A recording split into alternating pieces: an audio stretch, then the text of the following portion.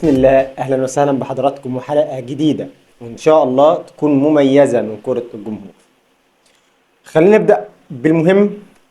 مفيش أهم من منتخبنا الوطني اللي امبارح لعب مباراة مع بوركينا فاسو في المجموعة الرابعة من تصفيات المؤهلة لكأس العالم 2026، واللي كان فيها المنتخب الوطني في المجموعة الأولى ومتصدر مجموعته بحاليا 9 نقاط.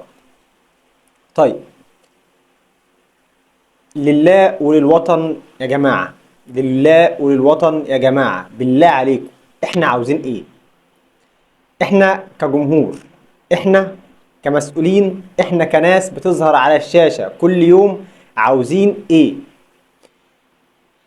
جبنا الكابتن حسام البدري ماتشين بالعدد، ماتشين واحفظهم، ماتشين بس، ما عدوش اكتر من ماتشين. سلام يا كابتن حسام. ليه طيب؟ ما اداؤه مش حلو، اداء مش حلو. جبنا كيروش، الراجل وصلنا لنهائي التصفيات المؤهله لكاس العالم وخرجنا، ولكن انت كنت حاسس ان الراجل ده عنده حاجه، عنده اداء ممكن يقدمه، عنده طريقه لعب، عنده سيستم بيلعب بيه.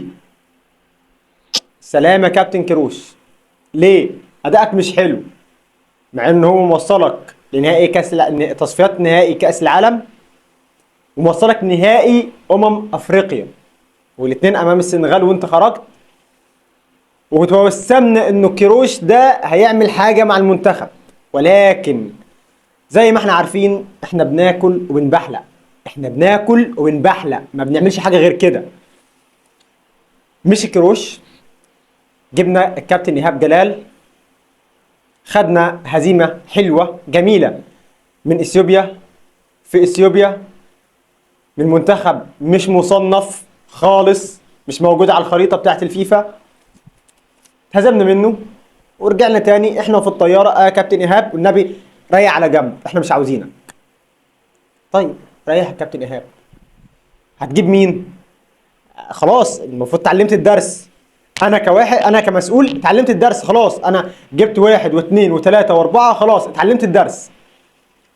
طيب، مشي كابتن حسام، مشي كيروش، مشي كابتن ايهاب جلال، نجيب مين؟ روي فيتوريا. روي فيتوريا سي في قوي، ولكن مدرب على الله، مدرب على الله.